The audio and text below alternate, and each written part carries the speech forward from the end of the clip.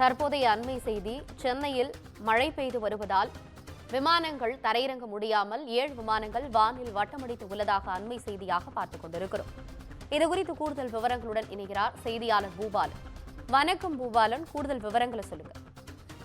வணக்கம் ஆனந்தி. வங்கக்கடலில் உருவாகிய ஆழ்ந்த காற்றழுத்த தாழ்வு பகுதி தமிழக கடலோர பகுதிகளை நோக்கி நகர்வதாக சென்னை வானிலை மையம் அறிவித்திருந்தது. அதில் முக்கியமாக சென்னை, செங்கல்பட்டு, காஞ்சிபுரம் மாவட்டங்களில் கனமழை கூடும் என வானிலை ஆய்வு மையமானது தெரிவித்திருந்தது.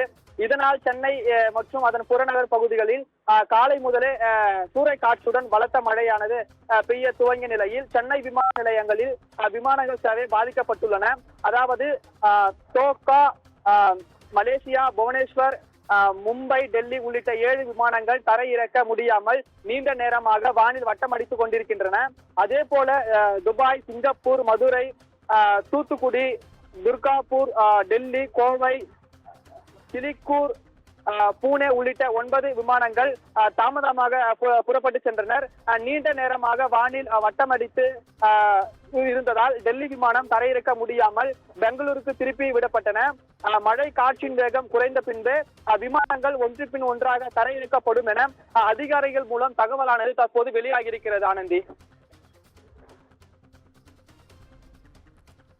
விவரங்களுக்கு நன்றி பூபாலன்.